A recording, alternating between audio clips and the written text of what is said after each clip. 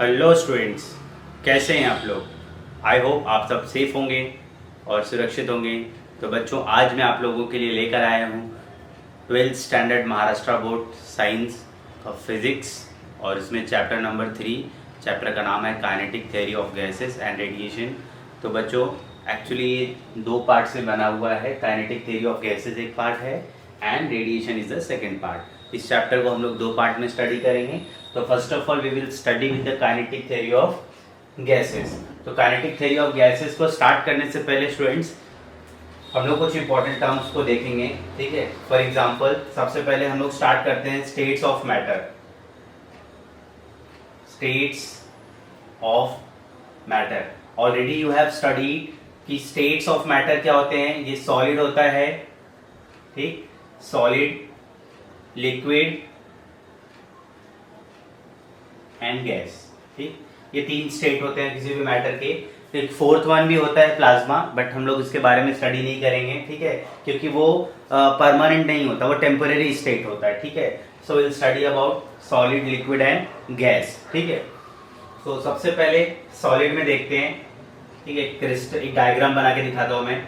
Solid में क्या होता है, जिसके पार्टिकल्स होते हैं, ठीक है, जो एटम्स होते हैं, ठीक है। सपोज मैंने क्या किया, एक सॉलिड ऑब्जेक्ट लिया, ये इसके अंदर के एटम्स का अरेंजमेंट है या मॉलिक्यूल्स का अरेंजमेंट आप बोल सकते हो, ठीक है।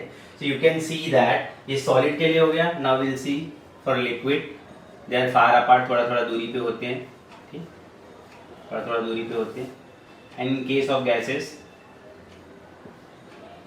ठीक, ऐसे। सो you can clearly see that कि यहाँ पे जो मॉलिक्यूल्स होते हैं, ठीक है, जो पार्टिकल्स होते हैं या फिर मॉलिक्यूल्स बोल सकते हो, इनके बीच में स्पेस ना के बराबर होता है। तो यहाँ पे इंटरमॉलिक्यूलर स्पेस नेग्लिजिबल होता है। कैसा होता है, इंटर मॉलिक्यूलर, ठीक है, स्पेस इज नेग्लिजिबल, ना के बराबर होता है, इट इज नेग्लिजिबल। जब इनके बीच में स्पेस ना के बराबर होता है तो इनके बीच में intermolecular force of attraction strong होता है, ठीक है। तो इनके बीच में क्या होता है, इंटर मॉलिक्यूलर फोर्स जो होता है वो स्ट्रांग होता है, ठीक। ये ऐसा हो जाता है students. In case of liquid क्या होता है, लिक्विड के केस में क्या होता है, इंटरमॉलिक्यूलर स्पेस मॉडरेट होता है। इंटर मॉलिक्यूलर स्पेस वो मॉडरेट होता है, थोड़ा ज्यादा होता है एज कंपेयर टू, देखो you can see that space होता है उनके बीच में when you will compare this with solid. तो इंटरमॉलिक्यूलर स्पेस जो होता है वो मॉडरेट होता है और इनका जो फोर्स होता है वो भी मॉडरेट होता है, इंटरमॉलिक्यूलर फोर्स। फोर्स भी कैसा होता है, मॉडरेट होता है, ठीक है। मॉडरेट मतलब बोल सकते, मॉडरेट इसलिए बोल रहे हैं मतलब सॉलिड से तो कम होगा बट गैसेस से ज्यादा होगा। Now in case of gas, gas में क्या होता है कि बहुत स्पेस ही स्पेस होता है बीच में, तो ठीक है। तो यहाँ पे जो इंटरमॉलिक्यूलर फोर्स ऑफ अट्रैक्शन होगा वो ना के बराबर होगा। तो यहाँ पे जो इंटर मॉलिक्यूलर फोर्स होता है वो नेग्लिजिबल होता है, ना के बराबर होता है, ठीक है। सो ये हो गया स्टेट्स ऑफ मैटर के बारे में स्टूडेंट्स, ठीक है। तो इसके बाद we will start, we will see gas laws, ठीक है। सो गैस लॉज में फर्स्ट लॉ वी है बॉयल्स लॉ, बॉयल्स लॉ, ठीक है।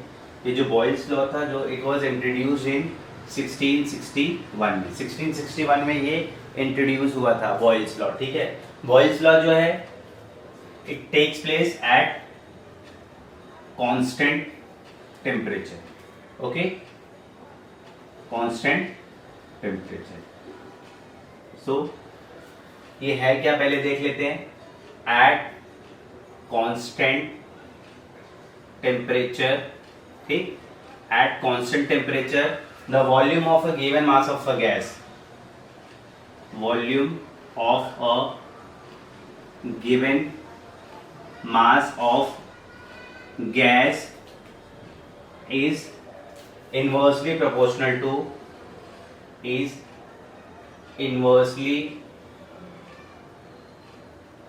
proportional to its pressure. ठीक है, इसको अभी हम लोग अच्छे से समझते हैं। ठीक, तो यहाँ पे क्या दिया हुआ है, at a constant temperature volume of a given mass of a gas is inversely proportional to its pressure. So इसको हम लोग लिखेंगे कैसे, V is inversely proportional to pressure 1/P। तो सबसे पहले देख लेते हैं यहाँ पे क्या लिखा है, एट अ कांस्टेंट टेम्परेचर, इसका मतलब ये प्रोसेस हो गया isothermal process, isothermal process. Okay, because constant temperature है तो ये आइसोथर्मल प्रोसेस हो गया। अब स्टूडेंट्स हम लोग देखेंगे इसका ग्राफ, पहले मैं आपको इसका ग्राफ बता देता हूँ। ठीक, इसका ग्राफ आप देख लो। ठीक है, so we will see graph pressure versus volume का ग्राफ। ठीक, ये ग्राफ है, एक्चुअली ग्राफ पूछा नहीं है बट मैं आपको ऐसे समझा देता हूँ। ठीक है, तो इस ग्राफ में क्या देखेंगे, when we will see that, ये मैं क्यों समझा रहा हूँ अभी आपको समझ में आ जाएगा, कि वी विल सी दैट कि pressure is inversely proportional to, ठीक है, sorry, we will see that volume is inversely proportional to its pressure। Pressure और वॉल्यूम का जो ग्राफ है इनवर्स रिलेशन में है। तो यहाँ पे सबसे पहले चीज मैं आपको बता रहा हूँ, यहाँ पे जो लाइन है, ठीक है, डार्क लाइन है और यहाँ पे ऐसे डॉटेड लाइन, मैंने डॉटेड लाइन भी यहाँ पे बना दी। ठीक है, क्यों बनाया मैं आपको समझाता हूँ। देखो ये जो डार्क लाइंस है ना, दिस इज थ्योरेटिकल लाइन है। ये जो डार्क लाइन है ना, डार्क लाइन, थ्योरेटिकल मतलब समझाता हूँ, थ्योरेटिकल मतलब ideal. Dark line stand for ideal. ठीक है, डार्क लाइन किसके लिए हो गया, आइडियल के लिए हो गया। ठीक है, आइडियल गैस के लिए हो गया, और जो डॉटेड है वो रियल के लिए। ठीक है, ये जो डॉटेड लाइन है वो एक्सपेरिमेंटल लाइन है। ठीक है, ऐसा पहले समझ लो, एक्सपेरिमेंटल। ठीक, डॉटेड लाइन जो हो गया वो एक्सपेरिमेंटल है, और जो डार्क लाइन है वो थ्योरेटिकल लाइन है। ठीक है, सो स्टूडेंट सबसे पहले आपने देखा कि प्रेशर एंड वॉल्यूम में ये देखो, दिस इज थ्योरेटिकल, और जब प्रैक्टिकली हमने ऑब्जर्व किया, ठीक है, ऑब्जर्व करने का मतलब है कि देखो यहाँ पे नोटिस करो, ऐसे जाना, मतलब when we are increasing volume, volume को बढ़ा रहे हैं तो प्रेशर कम हो रहा है। ठीक है, प्रेशर कम हो रहा है तो वॉल्यूम बढ़ रहा है। देखो ये नीचे की तरफ आ रहा है, डॉटेड लाइन चेक करो, डॉटेड लाइन किसके लिए, मैंने आपको बताया experimental. Experimentally it is found that कि when the pressure decreases volume increases, ये हो रहा है। ठीक है, अच्छा, जो हमारा सपोज्ड लाइन थी, मतलब जो थ्योरेटिकल लाइन थी, वो मतलब ग्राफ था वही है, नीचे वाला डार्क, और जो मिला डॉटेड उसके पास में है, बहुत क्लोज है। एक्सपेरिमेंटली ऐसे मिला, और एक्सपेक्ट मतलब हम लोग ने जो बोला था थ्योरेटिकल वो ऐसा है, और एक्सपेरिमेंट से ये मिला, मतलब ऑब्जर्वेशन से ये मिला। ठीक है, सो यहाँ पे टेम्परेचर T1 है। ठीक है, टेम्परेचर T1 पे हमारा सपोज्ड ऐसा था ग्राफ, बट एक्चुअली मिला ऑब्जर्वेशन में ऐसा। ठीक है, नाउ फिर हम लोग देखते हैं T2 ऐसे। ठीक है, सो दूसरा है T2। ठीक है, तो देखो मैंने क्या किया, टेम्परेचर वेरी किया, यहाँ पे टेम्परेचर 1 रखा था तो उस समय प्रेशर और वॉल्यूम का ग्राफ ये मिला। ठीक है, एक्सपेरिमेंटली डॉटेड लाइन है, और थ्योरेटिकल ये है कि ऐसा मिलना चाहिए था बट डॉटेड ऐसा मिला। सेकंड, टेम्परेचर मैंने T2 किया है तो उस समय जो हमारा थ्योरेटिकल है वो ये लाइन है, और एक्सपेरिमेंटेड मतलब ऑब्जर्व लाइन, जब एक्सपेरिमेंट किया तो ये मिला डॉटेड। तो यू कैन ऑब्जर्व दैट कि, और यहाँ पे एक चीज और है कि T1 जो है that is greater than T2, T1 is greater than T2। ये मैं आपको जानबूझकर समझा रहा हूँ, क्यों, क्योंकि जैसे आपने देखा कि टेम्परेचर T1 ज्यादा है T2 से, तो जब T1 ज्यादा है T2 से, तो आपने देखा जो एक्सपेरिमेंटेड जो लाइन है और जो थ्योरेटिकल लाइन है, दोनों क्या है, एकदम क्लोज है, पास में है। ठीक है, पास में होने का मतलब ये देखो, ये लाइन जो होती है डॉटेड जो होती है वो रियल गैस के लिए होती है, और जो डार्क लाइन होती है फिर वो आइडियल गैस के लिए होती है। तो जैसे जैसे देखो आपने देखा कि T1 जो है टेम्परेचर जो ज्यादा है T2 से, जब टेम्परेचर ज्यादा होगा तो रियल और आइडियल गैस की लाइन एकदम पास से गुजरती है, मतलब सेम हो जाती है, अप्रोक्सीमेटली नियर। बट जब आपने देखा कि टेम्परेचर T2 कम है, ठीक है, T2 कम है, तो जो थ्योरेटिकल मतलब थ्योरेटिकल कौन सी लाइन है, ये आइडियल गैस है और ये रियल गैस है। दोनों लाइन में काफी डिफरेंस है, गैप है, डेविएशन है काफी ज्यादा। ठीक है, इसका मतलब ये हो गया सिंपली हम बोल सकते हैं कि जब हाई टेम्परेचर होगा, ठीक है, टेम्परेचर ज़्यादा होगा, तो जब टेम्परेचर ज़्यादा होगा तो उस समय जो रियल गैस है it will behave as ideal gas. ठीक है, देखो टेम्परेचर ज़्यादा है तो रियल और आइडियल गैस दोनों एकदम क्लोज हैं। ठीक है, जब टेम्परेचर कम है, T2 कम टेम्परेचर है तो डिफरेंस हो गया, ये आइडियल के लिए है और ये रियल के लिए है। So at a high temperature होने पर real gas behave as a ideal gas. तो अभी यहाँ देखते हैं, सो यहाँ पे what will happen, this will come here, so ये हो जाएगा PV, और जब प्रोपोर्शनैलिटी साइन हटाते हो तो आप आता है कांस्टेंट, ये हो गया कांस्टेंट। तो इसको हम लोग ऐसे भी लिख सकते हैं P1 V1 equal to P2 V2 equal to constant. ठीक है,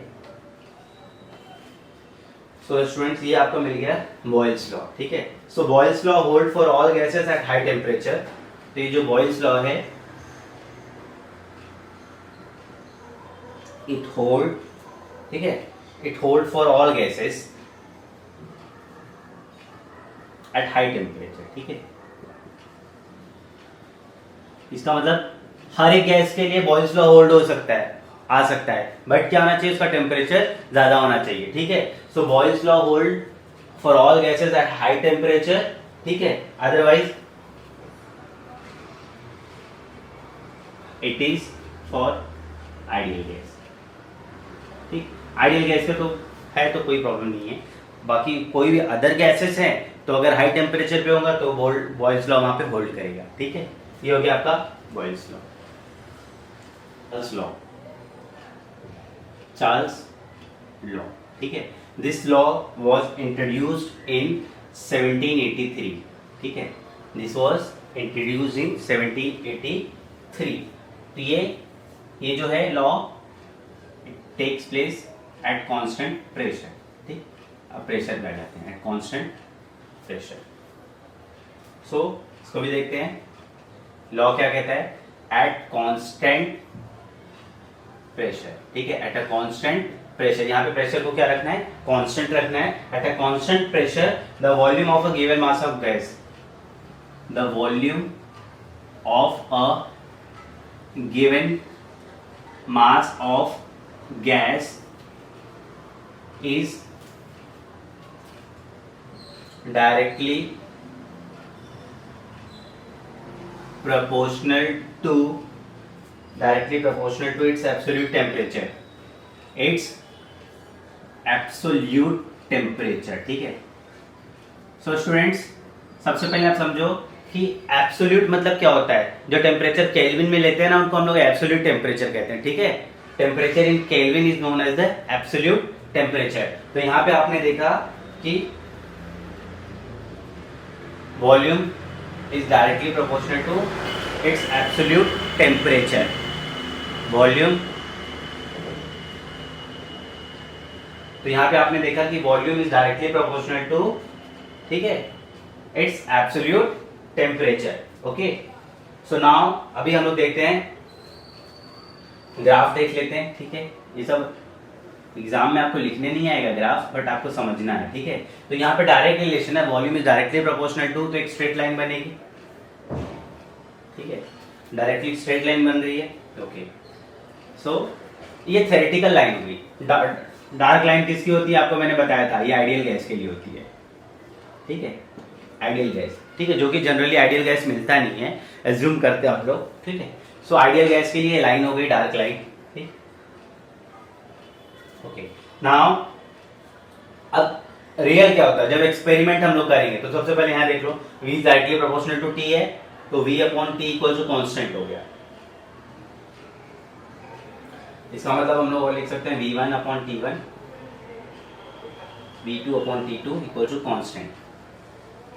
ठीक, ये भी हो गया। So अब at a constant pressure the volume of a given mass of a gas is directly proportional to its absolute temperature. So at a high temperature law holds for all gases.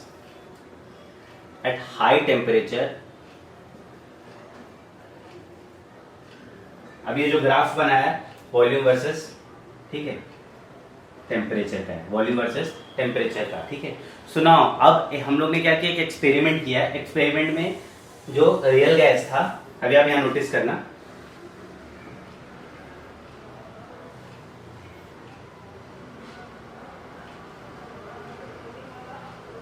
ठीक है, notice करो, देखो ये जो ऊपर वाली line है this is for ideal gas, और ये जो नीचे वाली लाइन है this is for real gas. हम लोग ने गैस लिया, ठीक है, रियल गैस लिया, ठीक, उसको क्या किया, देखो यू कैन सी दैट ये जो लाइन है ऐसे आगे की तरफ जा रही है, मतलब टेम्परेचर इंक्रीज हो रहा है, you can C temperature increase हो रहा है, और जैसे जैसे टेम्परेचर बढ़ रहा है वो लाइन इसके साथ मीट कर रही है, ठीक है, आइडियल गैस वाली लाइन के साथ मीट कर रही है। इसका मतलब क्या है कि जैसे जैसे आप टेम्परेचर बढ़ाएंगे so real gas will behave as a ideal gas, हमेशा याद रखना। So again at a high temperature क्या होगा, this law holds for all gases, ठीक है। अगर आपके पास आइडियल गैस नहीं है, ठीक है, कोई भी गैस है, तो आप क्या कर सकते हो, हाई टेम्परेचर पे वो जो गैस होगा it will behave as a ideal gas. ये हो गया, लॉ इज गैली-सैक्स लॉ, ओके, ठीक है। सो व्हाट इज गैली-सैक्स लॉ, इसको हम लोग देख लेते हैं। सो यहाँ पे दिया है कि एट कांस्टेंट वॉल्यूम, ठीक है, जब वॉल्यूम कांस्टेंट होगा so pressure is directly proportional to its absolute temperature, ठीक है। So at a constant volume क्या हो रहा है, the pressure of a given mass of a gas, ठीक है, it is directly proportional to its absolute temperature. This is गैली-सैक्स law, ठीक है। तो ये गैली-सैक्स लॉ हो गया। So again P upon T equal to क्या हो जाएगा, कांस्टेंट हो जाएगा, सो P1 अपॉन T1, ठीक, या P2 upon T2 equal to constant हो गया, ठीक है। तो ये हो गया गैली-सैक्स लॉ। नेक्स्ट जो है वो है अवोगैड्रोस लॉ बोल सकते हो, या फिर अवोगैड्रोस हाइपोथेसिस, ठीक, इसको हम लोग एवोगैड्रोस लॉ भी बोल सकते हैं या फिर एवोगैड्रोस हाइपोथेसिस। ये है क्या, सो देख लेते हैं, volume of a given mass of a gas is directly proportional two of a gas is directly proportional to number of molecules, number of moles, ठीक, number of moles of molecules present in the gas, ठीक है। Number of moles भी लिख सकते हो directly, ठीक है। तो सिंपल सा है कि volume of a given mass of a gas is directly proportional to number of moles of molecules present in the gas. So इसको हम लोग कैसे लिखेंगे, तो हम लोग इसको रिप्रेजेंट कैसे करेंगे, देखो आप, V is directly proportional to N, where N क्या है, where N is what, number of moles, ठीक है। अच्छा, अब अवोगैड्रोस हाइपोथेसिस या लॉ को समझने के लिए हम लोग सबसे पहले मोल कॉन्सेप्ट को समझ लेते हैं, ठीक है, क्योंकि that is also very important, ठीक है। मोल कॉन्सेप्ट बहुत इंपॉर्टेंट है, पहले उसको भी समझ लेते हैं। तो अवोगैड्रोस लॉ या हाइपोथेसिस क्या आपने देख लिया, volume of a given mass of a gas is directly proportional to number of moles of molecules present in the gas, या नंबर ऑफ मोल्स, ठीक है, ऑफ अ गैस, ऐसे भी लिख सकते हैं। सो अब हम लोग मोल कॉन्सेप्ट पे थोड़ा सा चलते हैं, थोड़ा, ठीक है, क्योंकि आपको समझना पड़ेगा मोल क्या होता है। सो सबसे पहले मोल कॉन्सेप्ट को समझने के लिए, मोल, ठीक है, जो ऐसा यूनिट होता है, ठीक है, उसको हम लोग लिखते हैं MOL, ई हटा देते हैं, ठीक है, बट मोल होता क्या है वो अभी बना हुआ है, पहले फॉर्मूला भी देख लेते हैं।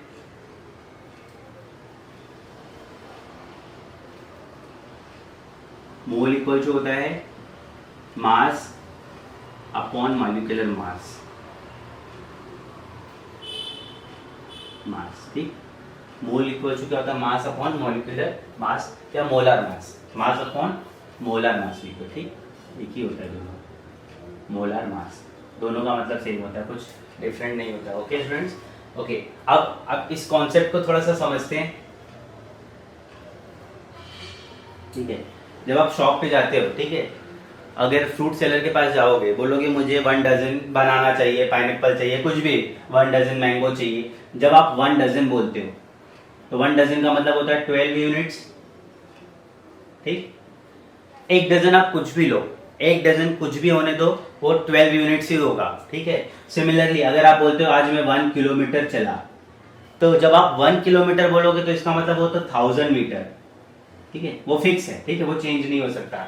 तो सिमिलरली जब 1 मोल की बात करते हैं, ठीक है, जब आप 1 मोल की बात करते हैं, तो जैसे अगर आपने लिखा कि 1 mole of any substance, 1 mole of atom ले लो, ठीक है, 1 मोल ऑफ एनी सब्सटेंस, कुछ भी ले सकते हो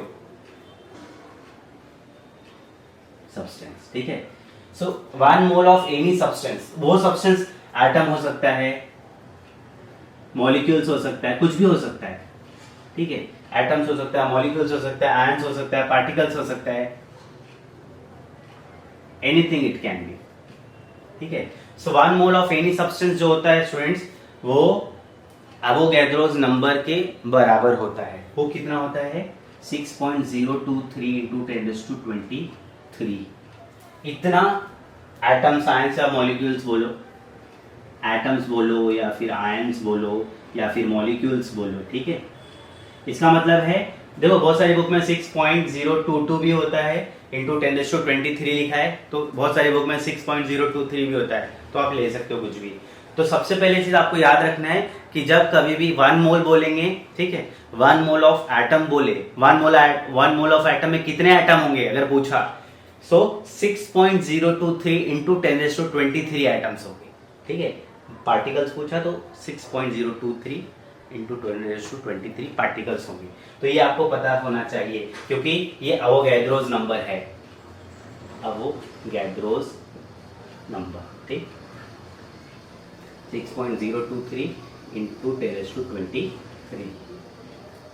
ओके, अब फॉर्मूला देखते हैं। फॉर्मूला क्या है, नंबर ऑफ मोल, ठीक, जिसको हम लोग एन से रिप्रेजेंट करते हैं।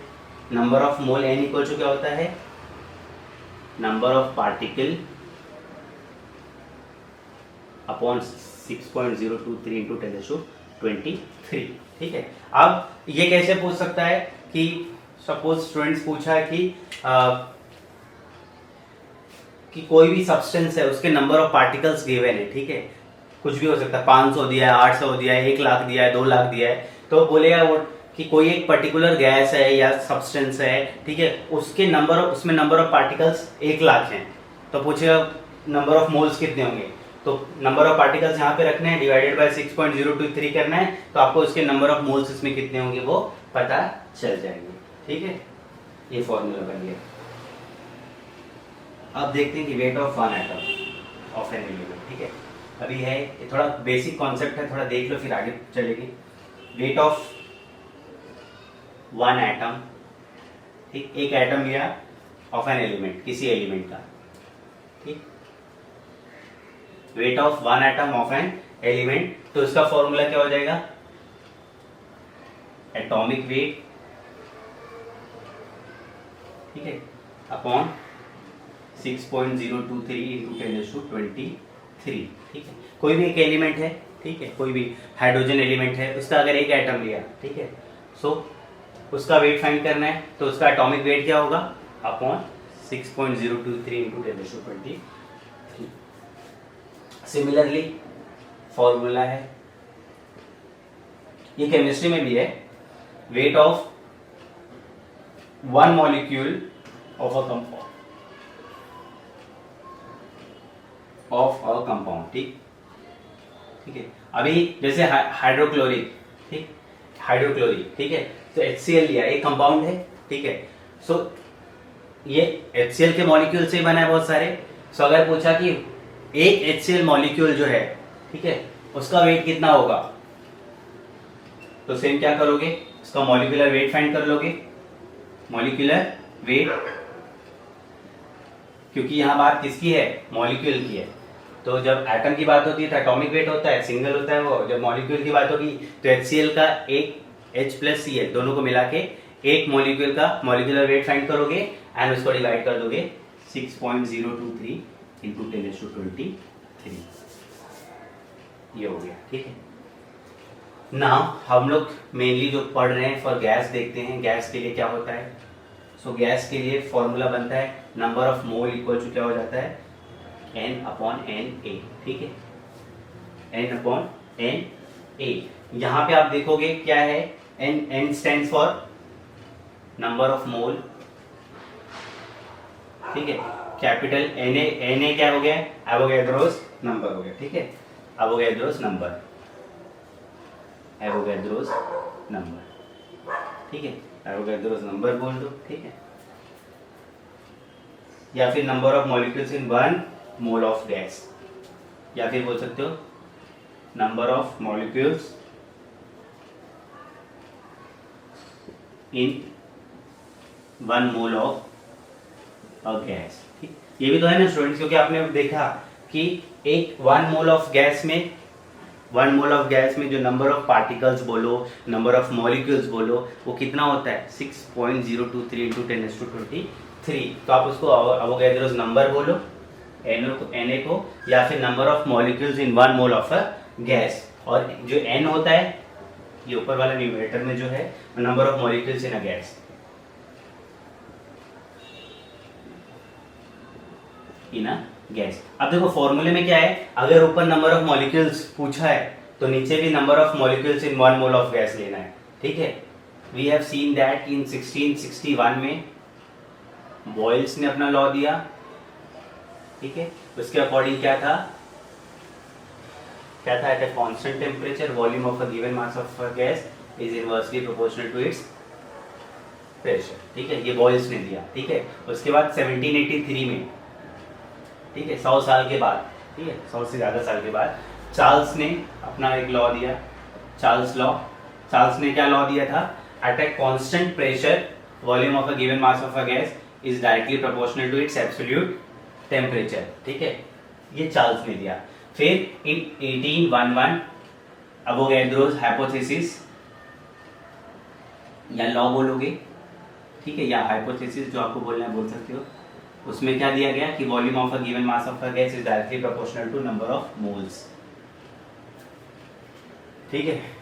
सो वी तो हम लोग क्या कर सकते हैं, फिर क्या हो गया कि 1834 में, इन 1834 में ये जो तीनों लॉ हैं, these all 3 laws are combined, these all 3 laws combined together. ये तीनों लॉ को क्या कर दिया गया, कंबाइन कर दिया गया, ठीक है। अब इन तीनों लॉ को कंबाइन किया तो क्या मिलेगा वो हम लोग देखते हैं। तो these all 3 laws are combined together. तो देखो V 1/P हो गया, डायरेक्टली प्रोपोर्शनल टू T है तो T ऊपर लिख लेंगे, and directly proportional to N है तो N यहाँ पे लिख लेंगे। तो V proportional to Tn/P, okay, ये दिखा आपको। So now whenever we remove proportionality side तो हम लोग क्या करते हैं, always we add a constant. यहाँ पे हम लोग ने R ऐड किया, RTn/P। यहाँ पे वेयर R क्या हो गया, यूनिवर्सल गैस कांस्टेंट, ठीक। और R की जो वैल्यू है वो क्या है 8.341, ठीक। R की जो वैल्यू है वो 8.314 जूल पर मोल पर केल्विन, ठीक। इसको हम लोग ऐसे भी लिख सकते हैं या फिर जूल पर मोल पर केल्विन, नीचे लिख लेंगे ऐसा, जूल पर मोल पर केल्विन, ठीक है। Now we will see that this P will come here, यहाँ देखो ये हो जाएगा PV, ये बन जाएगा nRT, ठीक है। So this is ideal gas equation. तो ठीक है, मतलब ideal gas equation. So by combining all 3 laws, we got ideal gas equation. So अगर हम लोग लिखेंगे 1 मोल ऑफ एनी गैस, अगर आपने कोई भी 1 मोल गैस लिया तो n क्या हो जाएगा, 1 हो जाएगा। So P V equal to क्या हो जाएगा, R T. Okay, P V equal to R T. Okay, so देखो अब मैं आपको एक ग्राफ समझाऊंगा इसके बेस पे, अच्छे से आप देखना तो आपको थोड़ा अच्छे से कॉन्सेप्ट क्लियर होगा। ठीक है, सो 1 mole of any gas, PV NRT हो गया, आइडियल गैस इक्वेशन हो गया। ठीक है, तो मैंने आपको बताया कि आइडियल गैस इक्वेशन क्या है। आइडियल जो है गैस है, ठीक है, वो वेरी करता है। आइडियल गैस इक्वेशन का जो कैरेक्टराइज प्रॉपर्टी है उसका प्रेशर है, वॉल्यूम है, टेम्परेचर है। अभी 1 मोल ऑफ एनी गैस मैंने लिया, तो कोई भी गैस आइडियल गैस जैसा बिहेव कब करता है, जब उसका टेम्परेचर हम लोग राइज करेंगे, बढ़ाएंगे। ओके, तो आपको मैंने ग्राफिकली बाद में शो भी किया था, अभी आपको मैं समझाता हूँ। सो अभी suppose this part will come here, PV ये आके डिवाइड करेगा आर टी इक्वल टू 1। ठीक है, फॉर आइडियल गैस। ठीक है, आइडियल गैस के लिए क्या हो जाता है कि पीवी अपॉन आरटी का जो रेशियो क्या मिलना चाहिए, 1 मिलता है, तब वो आइडियल गैस।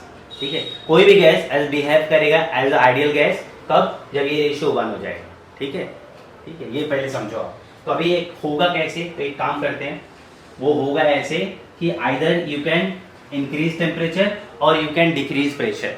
अब आप बोलोगे सर प्रेशर कैसे, तो मैं आपको समझाता हूँ। ठीक है, तो सबसे पहले देखते हैं, इसके 2 एग्जांपल मैं आपको दूंगा कि कैसे टेम्परेचर बढ़ाने पे और प्रेशर कम करने पे कोई भी गैस बिहेव करता है एज अ आइडियल गैस, और आइडियल गैस की भी प्रॉपर्टी समझाऊंगा मैं कि होता क्या, तभी तो आप डिफरेंशिएट कर पाओगे।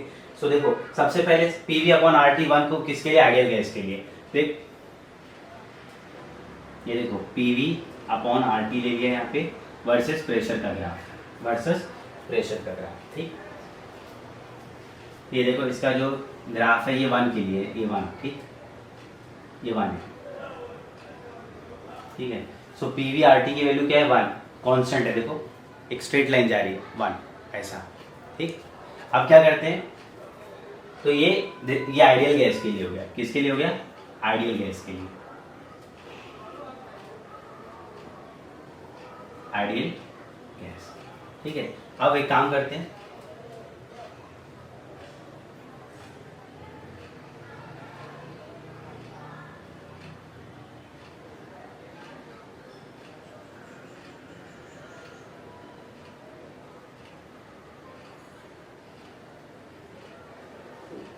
देखो यहाँ कहीं जा गया ऊपर। ठीक है, चलो जाने तो कोई बात नहीं। अब यहाँ पे इसका जो टेम्परेचर है T1 है, ये जो टेम्परेचर है T2 है। ओके, मैं आपको यहाँ पर मेंशन कर दे रहा हूँ, और मैं आपको ये भी बता दे रहा हूँ जो T2 है, T1 है ग्रेटर देन T2 है। ठीक है, greater than T1 is greater than T2। Okay, so अब यहाँ पे एक चीज़ देखते हैं हम लोग। ठीक है, अगेन मैंने आपको बताया जो डॉटेड लाइन है this is for real gas, और जो डार्क लाइन है this is for ideal gas. ये दोनों किसके लिए डॉटेड लाइन, ये हैं रियल गैस के लिए।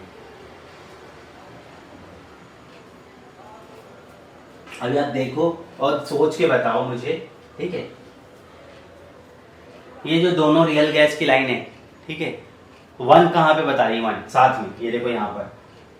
ठीक है, मतलब यहाँ पे प्रेशर क्या है, मिनिमम है, प्रेशर क्या है, मिनिमम है, और जैसे जैसे प्रेशर बढ़ेगा देखो, ठीक है, प्रेशर बढ़ेगा तो दोनों अलग हो जाएंगे। ठीक है, प्रेशर बढ़ रहा है तो दोनों अलग हो जाएंगे। इसका मतलब है जब प्रेशर सबसे कम है तो दोनों का जो रेशियो है वो क्या है, 1 है।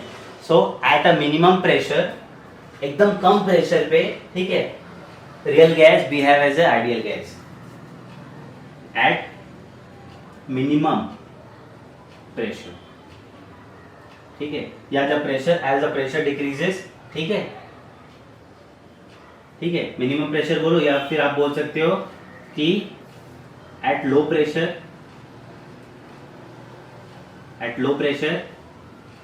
Real gas behaves as a ideal gas. जैसा कि आपने देख लिया यहाँ पे देखो, ठीक है, दोनों एक साथ हैं, एक ही साथ हैं। फिर जैसे जैसे देखो प्रेशर बढ़ रहा है, देखो प्रेशर बढ़ रहा है तो दोनों अलग हो रहे हैं। ठीक है, सो अलग हो रहे हैं, ये भी आपको समझ में आ रहा है। और एक चीज और नोटिस करो, T1 जो टेम्परेचर है, T1 है वो ग्रेटर देन T2 है। तो ये देखो T1 किसके पास में, ये लाइन के पास में, आइडियल लाइन के पास में। तो टेम्परेचर ज्यादा होता है तो real gas behave as the ideal gas, या फिर प्रेशर कम हो तब real gas behave as a ideal gas. तो अभी मैं आपको समझाऊंगा, ठीक है, कि रियल गैस आइडियल गैस में क्या डिफरेंस होता है, ठीक है, कि कैसे कोई भी रियल गैस ज़्यादा temperature at high temperature and low pressure पे behaves as a ideal gas क्यों करता है, वो भी मैं आपको समझाऊंगा, ठीक है। पहले आपको समझना होगा real gas and ideal gas की प्रॉपर्टीज। ओके, तो सबसे पहले बिहेवियर ऑफ गैस देख लेते हैं, ठीक है।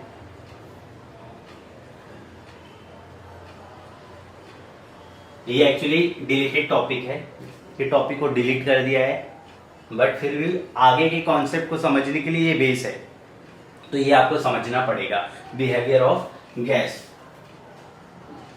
तो ये है क्या, here are the points. First point is gas contained in the container is characterized by the pressure, volume and temperature.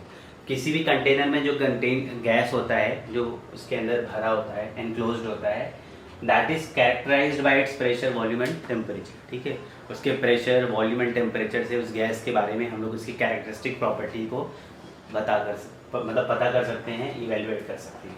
दूसरा क्या होता है कि the particles of the gas are always in a constant motion, constant and random motion. किसी भी container में अगर gas भरी है तो उसके जो पार्टिकल्स है, जो मॉलिक्यूल्स होते हैं, दे आर इन कांस्टेंट, एक कांस्टेंट रैंडम मोशन में होते हैं। थर्ड क्या है, अभी वहां पे क्या होता है, n number of moles, n number of molecules होते हैं। सो क्या होता है, it is very hard to find a motion of single particle of a gas. तो सिंगल पार्टिकल का मोशन फाइंड करना वहां पे हार्ड होता है, इम्पॉसिबल नहीं है, but it is very hard. Next, तो इसलिए क्या होता है कि फॉर एग्जांपल, अब मैं आपको समझाऊंगा, लास्ट हेडिंग जो कंक्लूजन है, hence certain assumptions are made regarding the particles of a gas, ठीक है। तो ऐसा अजम्पशन करते हैं हम लोग कि उस कंटेनर के अंदर जितने भी पार्टिकल्स या जितने भी मॉलिक्यूल्स हैं उसमें से किसी एक रैंडमली एक को लेंगे और हम लोग कंसीडर करते हैं कि सबके लिए वो सेम होगा, ठीक है। जैसे एक पार्टिकल का जो वेलोसिटी होगा वो जितने भी पार्टिकल हैं सबका वेलोसिटी वही होगा, ठीक है। ऐसा अज्यूम करते हैं, क्यों करते हैं मैं समझाता हूँ। Hence certain assumptions are made regarding the particles of the gas, ठीक है। वो कैसे करेंगे, तो सपोज क्या होता है ना, एक्चुअली होता भी ऐसा भी नहीं होता है, क्या होता है कि एक फ्री पाथ होता है, फिर आपको बीन फ्री पाथ समझाता हूँ। सपोज कंटेनर में, यहाँ पे मैं कंटेनर बना देता हूँ, ठीक। इस कंटेनर में एक बहुत सारे पार्टिकल्स हैं, so many particles are there या मॉलिक्यूल्स आर देयर, ठीक है। एक मॉलिक्यूल्स यहाँ से यहाँ पर आया, फिर यहाँ से यहाँ पे आएगा, यहाँ से यहाँ पे आएगा, यहाँ से यहाँ पे आएगा। तो देखो, सो मॉलिक्यूल्स यहाँ से जाके इससे कोलाइड करेगा, कोलिजन के बाद यहाँ चले जाएगा, यहाँ के बाद यहाँ आ जाएगा, after this here it will come here. So देखो वो क्या हो रहा है, इसको लैम्डा 1 बोल रहा हूँ, इसको लैम्डा 2 बोल रहा हूँ, इसको मैं लैम्डा 3 बोल रहा हूँ, लैम्डा 4 बोल रहा हूँ। सो क्या हो रहा है कि पार्टिकल्स क्या कर रहा है उस गैस कंटेनर में, सी मैंने आपको लिखा सेकंड पॉइंट क्या है कि द पार्टिकल्स, ठीक है, which are enclosed in the gas container, they are in a constant motion, so they will collide among each other, आपस में भी टकराएंगे, also with the wall of the container, wall of the container से भी टकराएंगे। so जब यहाँ से ये molecule या पार्टिकल नेक्स्ट पार्टिकल या मॉलिक्यूल से टकराएगा, फिर वहां से फिर उसका डायरेक्शन चेंज होगा, फिर किसी और पार्टिकल से टकराएगा एंड सो ऑन। सो क्या हो रहा है कि एक पाथ कवर कर रहा है, ठीक है। उस पाथ को we are denoting by lambda 1, lambda 2, lambda 3, lambda 4। तो लैम्डा 1 को हम लोग बोलते हैं पाथ, मतलब वो क्या होता है, फ्री पाथ होता है, फ्री पाथ, ठीक है। तो फ्री पाथ को कैसे डिफाइन करोगे, फ्री पाथ क्या होता है, it is the path, okay, between two consecutive collision, दो कॉन्सेक्यूटिव कोलिजन के बीच में जो पाथ होता है उसको हम लोग फ्री पाथ बोलते हैं, ठीक है। अब हो सकता है कि पार्टिकल यहाँ से यहाँ गया, यहाँ से आ गया, यहाँ से यहाँ गया, यहाँ से, ये 2 है, ये 3 है, ये 5 है, ये 8 है, ठीक है। सो 1 2 3 4, तो टोटल कितने पाथ हैं आपके पास, 4, ठीक है। सो हर टाइम उसका जो पाथ लेंथ है वो अलग अलग है, वो अलग अलग है, ठीक है। कभी कभी हो सकता है पास में ही कोलाइड हुआ, फिर कभी दूर जाके कोलाइड हुआ, कभी और दूर जाके कोलाइड हुआ। तो every time it is covering unequal amount of distance, जो उसका पाथ लेंथ है अलग अलग है। तो हम लोग क्या करते हैं, we always find the average. जब मैं एवरेज, ठीक है, एवरेज को हम लोग क्या बोलते हैं, mean free path, mean free path, ठीक है। तो ये 2 हो गया, 3 हो गया, 5 हो गया, 8 हो गया, डिवाइडेड बाय 4, नंबर ऑफ कितने कोलिजन्स हो रहे हैं वो देखेंगे, ठीक है। तो यहाँ पे आपने क्या देखा कि एक पार्टिकल का, क्योंकि एक पार्टिकल मल्टीपल टाइम वहां पे क्या हो रहा है, कोलाइड करेगा, कोलिजन होगा।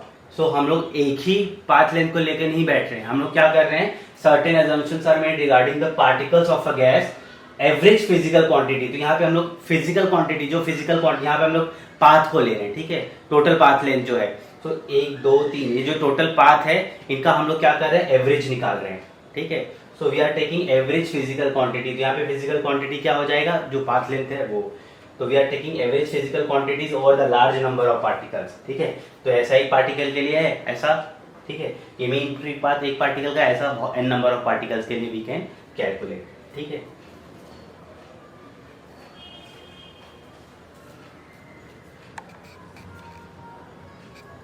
So the average physical quantities over the large number of particles involved are obtained. तो हम लोग क्या करते हैं, जो भी फिजिकल क्वांटिटी है, जैसे उनका वेलोसिटी फाइंड करना है तो एवरेज वेलोसिटी फाइंड करेंगे, ठीक है। पाथ लेंथ फाइंड करना है तो एवरेज पाथ लेंथ फाइंड करेंगे। इससे क्या होगा, आपको एवरेज मतलब द होल, आपको पूरा एक फाइनल वैल्यू मिलेगा। And these average are finally related to the macroscopic parameters of the gas. वो जो फाइनल वैल्यू मिलेगी वो पूरे गैस के प्रॉपर्टी को बताएगी। मतलब अब मैं आपको बताऊंगा ideal gas and real gas के बारे में, ठीक है, कि आइडियल गैस क्या होता है और रियल गैस क्या होता है, उनके डिफरेंस को देखते हैं, ideal gas and real gas.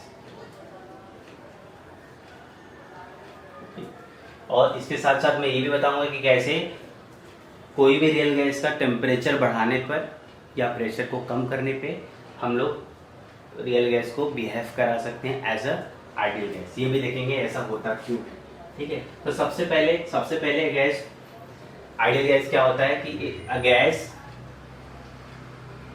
Obeying gas equation, ठीक है, नॉट आइडियल गैस इक्वेशन।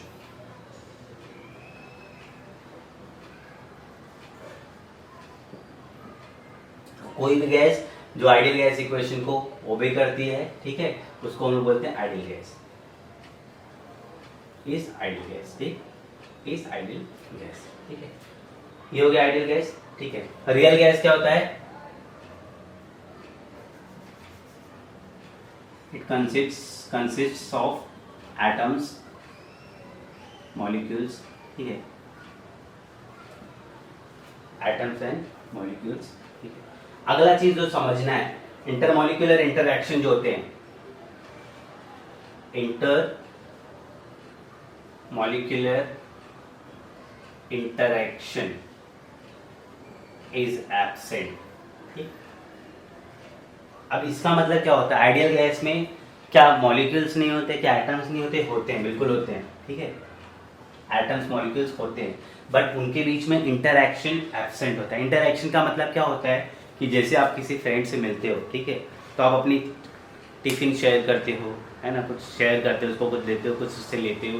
तो वैसे ही आइडियल गैस में क्या होता है, पार्टिकल्स जब एक दूसरे से कोलाइड होते हैं ना, तो ना कुछ देते नहीं है, ठीक है, जिस वेलोसिटी के साथ वो उनसे टकराएंगे उसी वेलोसिटी के साथ रिटर्न हो जाते हैं या डायरेक्शन को चेंज कर देते हैं, ठीक है। सो कंजर्व करते हैं, अगर वेलोसिटी के साथ मूव कर रहे हैं तो they will conserve there velocity, ठीक है।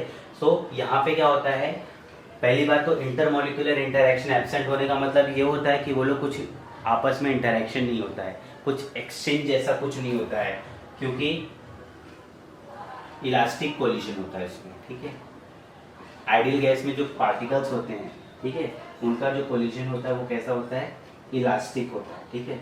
इलास्टिक कोलिजन का मतलब होता है कि कोई भी पार्टिकल अगर किसी वेलोसिटी के साथ टकराएगा तो it will conserve its velocity, same velocity इसको फिर से मिलेगी, वो उसका वेलोसिटी में चेंजेस नहीं होगा, it will conserve its velocity. अगर वेलोसिटी को कंजर्व करता है तो जब वेलोसिटी होगा तभी तो काइनेटिक एनर्जी होगा, इसका मतलब इट कंजर्व्स इट्स काइनेटिक एनर्जी। तो आइडियल गैस की ये प्रॉपर्टी होती है, क्योंकि मॉलिक, और जबकि रियल गैस में क्या होता है कि it consist of atoms and molecules, और वहां पे इंटरमॉलिक्यूलर इंटरएक्शन प्रेजेंट होता है, इंटर मॉलिक्यूलर इंटरएक्शन वो प्रेजेंट होता है, ठीक है, एक्सचेंज करते हैं, ठीक है। यहाँ पे कोई भी वेलोसिटी कंजर्व नहीं होता है, ना काइनेटिक एनर्जी कंजर्व होता है, सब चेंजेस होते रहता है, ठीक है, in case of real gas. But अगर हम इफ एटम्स या फिर मॉलिक्यूल्स, नोटिस करो, दे आर फार अपार्ट, अगर ठीक है। अगर एटम्स या मॉलिक्यूल्स बहुत दूर दूर हैं, ठीक है, अगर देखो इंटरमॉलिक्यूलर इंटरेक्शन का प्रेजेंट होने का मतलब है बहुत क्लोज रहेंगे, तो उनमें आपस में इंटरमॉलिक्यूलर इंटरेक्शन प्रेजेंट होगा। और सपोज दूर दूर है तो if atoms and molecules are far apart that there is practically सचमुच में, अगर प्रैक्टिकली हम लोग देखें, no interaction,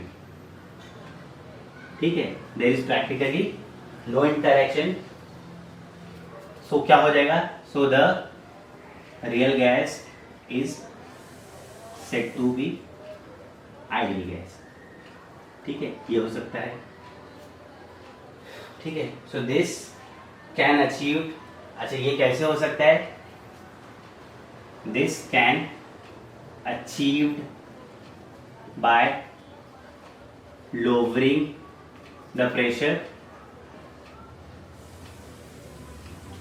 the pressure and increasing the temperature, ठीक है। अब मैं आपको समझाता हूँ, ठीक है। सबसे पहले आप समझो, मेरे पास एक कंटेनर है, ठीक, ये कंटेनर है, इसमें सिलेंडर लगा हुआ है, ऐसा कंटेनर लिया, यहाँ पे सिलेंडर लगा दिया, करेक्ट, ये रहा सिलेंडर, यहाँ पे मॉलिक्यूल्स प्रेजेंट है, आपने प्रेशर बढ़ाया है, ठीक है। नोटिस करो, आप खुद ही समझो, as you will increase pressure, जैसे आपने इसको कंप्रेस करना शुरू किया, मतलब आप प्रेशर को इंक्रीज कर रहे हो, सो जो मॉलिक्यूल्स हैं they will come closer to each other, जब मॉलिक्यूल्स एकदम पास में आ जाएंगे तो उनके बीच में इंटरेक्शन होगा, ठीक है, इंटरेक्शन क्या होगा, जब उनके बीच में इंटरेक्शन होगा, ठीक है, so they will behave as a real gas, ठीक है, क्योंकि इंटरमॉलिक्यूलर इंटरेक्शन होने का मतलब है they will behave as a real. तो यहाँ पे आप क्या कर रहे हो, जब प्रेशर बढ़ा रहे हो तो इसका मतलब है इनके बीच में इंटरमॉलिक्यूलर इंटरेक्शन को आप बढ़ा रहे हो। इंटरमॉलिक्यूलर इंटरेक्शन को बढ़ाने का मतलब है कि they are behaving as a real gas, ठीक है। तो इसका मतलब है आपको क्या करना है, जितना पिस्टन आप ऊपर लोगे उतना वॉल्यूम बढ़ेगा, उतना स्पेस मिलेगा, तो पार्टिकल्स फार अपार्ट हो जाएंगे और उनके बीच में इंटरमॉलिक्यूलर इंटरेक्शन क्या होगा, कम हो जाएगा, ठीक है। जितना इंटरमॉलिक्यूलर इंटरेक्शन कम होते जाएगा तो they will behave as a ideal gas. Second situation ऐसा समझो स्टूडेंट्स कि यहाँ पे बहुत सारे मॉलिक्यूल्स हैं, ठीक है, कोई सॉलिड है, ठीक है, अगर आपने इसको हीट किया, जैसे आइस क्यूब ले लो, आइस क्यूब को अगर आप हीट करते हो तो क्या होगा, आइस क्यूब को हीट करने पे क्या होगा कि उसके अंदर के atoms molecules they will gain energy और दे विल, उनके बीच में जो इंटरमॉलिक्यूलर फोर्स ऑफ अट्रैक्शन है, जो बॉन्ड्स है, वो ब्रेक होगा, तो दे विल बिकम फ्री हो जाएंगे और सीधा वो क्या करेंगे, स्टेट चेंज कर देते हैं, ठीक है, इससे गैसियस फॉर्म में हो जाएंगे। तो उनके मॉलिक्यूल्स के बीच में क्या होगा, आपने देखा स्पेस बढ़ रहा है, ठीक है, और जो इंटरमॉलिक्यूलर इंटरेक्शन है वो कम हो रहा है, दूर होते जा रहे हैं ना, और जैसे जैसे, और इसीलिए आपने नोटिस किया सॉलिड को हीट करने पे लिक्विड बनेगा, लिक्विड को हीट करने पे वो क्या होगा, गैस बन जाएगा। गैस में मॉलिक्यूलर्स क्या होते हैं, बहुत दूर दूर होते हैं उनके मॉलिक्यूल्स, पार्टिकल्स, और जब दूर दूर होते हैं तो उनके बीच में कोई भी इंटरमॉलिक्यूलर फोर्स ऑफ अट्रैक्शन नहीं होता, बहुत नेग्लिजिबल हो जाता है, तो they will behave as a ideal gas. तो यहाँ पे आपने देखा टेम्परेचर बढ़ाने पे क्या होगा, उनके बीच का जो बॉन्ड है, इंटरमॉलिक्यूलर फोर्स ऑफ अट्रैक्शन का जो बॉन्ड है वो टूटेगा, वो लोग दूर दूर हो जाएंगे, ठीक है। सो इंटरमॉलिक्यूलर इंटरेक्शन क्या हो जाएगा, एब्सेंट हो जाएगा। तो प्रेशर कम करने पे और टेम्परेचर बढ़ाने पे क्या हो सकता है, किसी भी रियल गैस को we can make it the ideal gas. So now we will see next concept, mean free path. Okay, so mean free path समझने से पहले फ्री पाथ समझते हैं। ओके, सपोज एक कंटेनर है गैस का, ओके, इस गैस के कंटेनर में बहुत सारे पार्टिकल्स हैं, मॉलिक्यूल्स हैं, जो भी आप बोलना चाहो बोल सकते हो, ठीक है। सो फ्री पाथ क्या होता है कि अगर we have taken one particle तो वो दूसरे पार्टिकल से क्या करेगा, कोलाइड करेगा, ठीक है। सो एक पार्टिकल दूसरे पार्टिकल से जाके कोलाइड कर रहा है, तो जो पाथ वो ट्रैवल करेगा, जो पाथ वो कवर करेगा, वो उसका फ्री पाथ है, ठीक है। तो ये जो होता है, this is the path covered between two successive collision.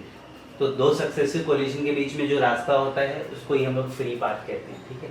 सो जब मीन की बात करते हैं, मीन इसलिए कहते हैं क्योंकि वो पार्टिकल मल्टीपल टाइम्स कोलाइड करेगा विथ अदर पार्टिकल्स, दिख रहा है, यहाँ से lambda 1, lambda 2, lambda 3, lambda 4, lambda 5, lambda 6।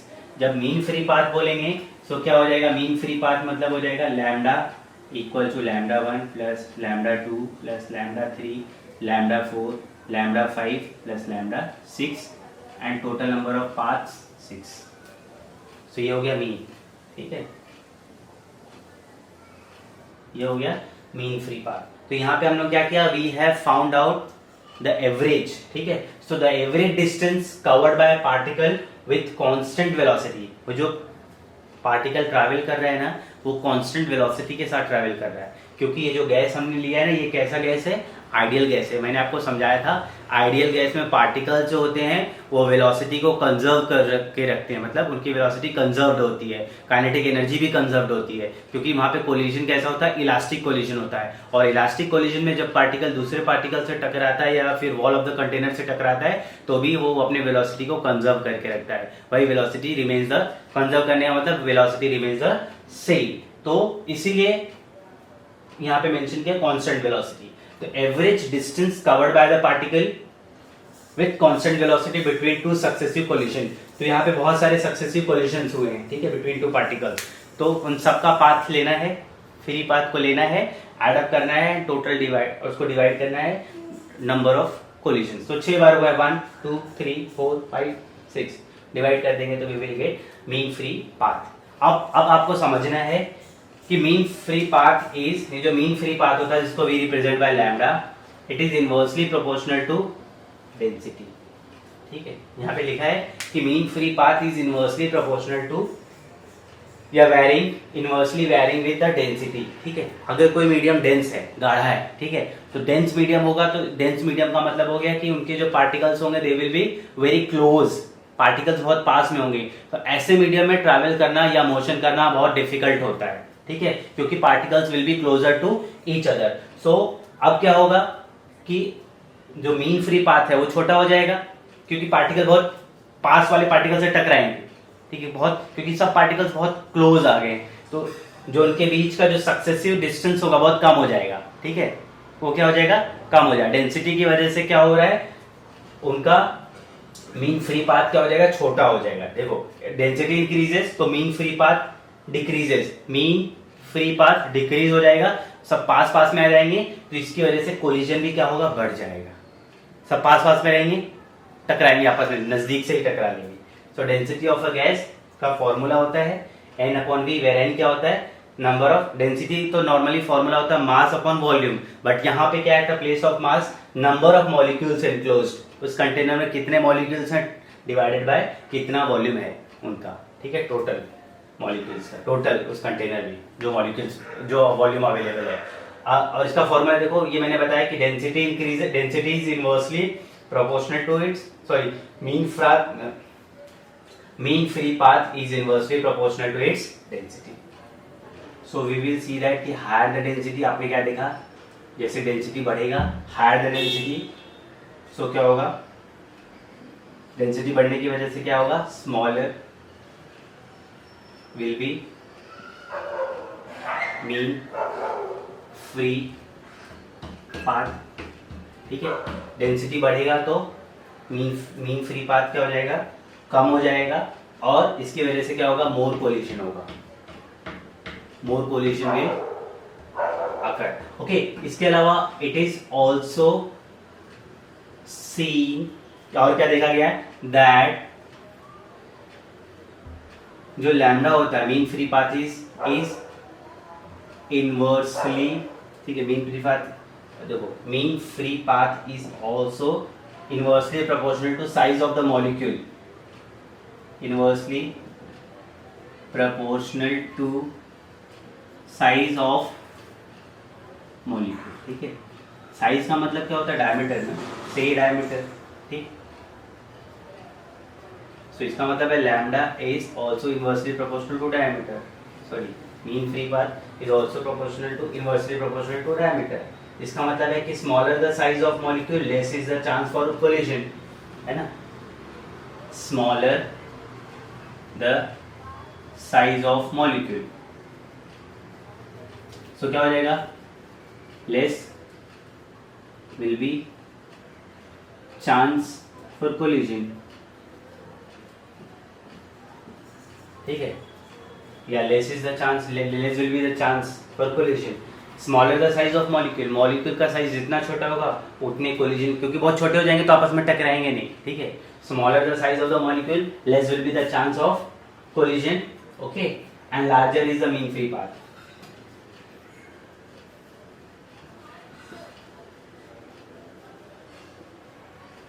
अगर पार्टिकल बहुत छोटे छोटे छोटे छोटे हो जाएंगे, ठीक है, सो आपस में टकराएंगे नहीं, क्योंकि इनके साइज बहुत छोटा हो रहा है, ठीक है। जब टकराएंगे नहीं तो कहीं दूर जाके टकराएंगे, वॉल ऑफ द कंटेनर से टकराएंगे या किसी और बड़े से जाके टकराएंगे। सो क्या हो रहा है कि smaller the size of molecule, molecule का साइज जितना छोटा होगा तो less will be the chance for collision, टकराने के चांसेस कम होंगे, और जिससे क्या होगा, मीन फ्री पाथ का लेंथ बढ़ जाएगा, ठीक है, बहुत दूर दूर कोलिजन होगा फर्दर, ठीक है। और भी एक चीज नोटिस किया गया, क्या किया गया कि ये जो लैम्डा है, लैम्डा इज इनवर्सली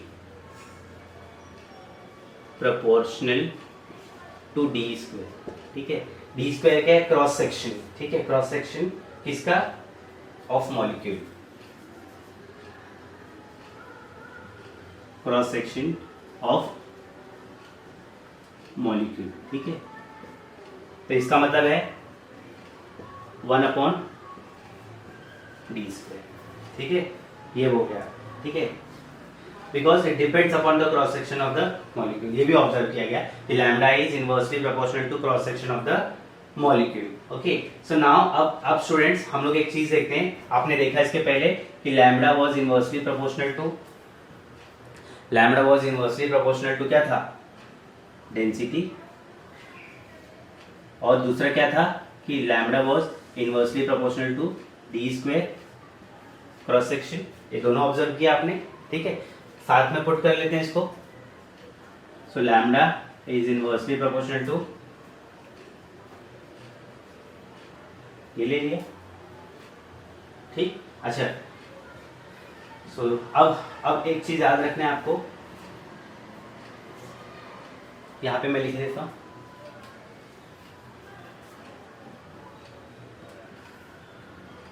d² लिख लिया, डेंसिटी क्या होता है, n/v, ठीक है, पीछे लिखाया था मैंने, n/v क्या था, बताया था ना, नंबर ऑफ मॉलिक्यूल्स, ठीक है, of a gas upon volume. So density के प्लेस पे लिखा, समझ में आ रहा है आप लोग को, यस। सो नेक्स्ट स्टेप में क्या करना है आपको, देखो, सो ये हो गया, देखो, जब भी आप प्रोपोर्शनैलिटी के साइन को हटाते हो तो you always use a constant, तो यहाँ पे आप कांस्टेंट क्या यूज करोगे, √2 पाई d² NV, ठीक है, ये फॉर्मूला है, ठीक, याद रखना। ये यहाँ पे प्रोपोर्शनैलिटी हटाते ही 1/√2 इंटू पाई ये कांस्टेंट आ जाता है, ठीक है, दिस इज एक्सपेरिमेंटली प्रूव्ड। सो आपको ये नोट करना है और याद रखना है, ठीक।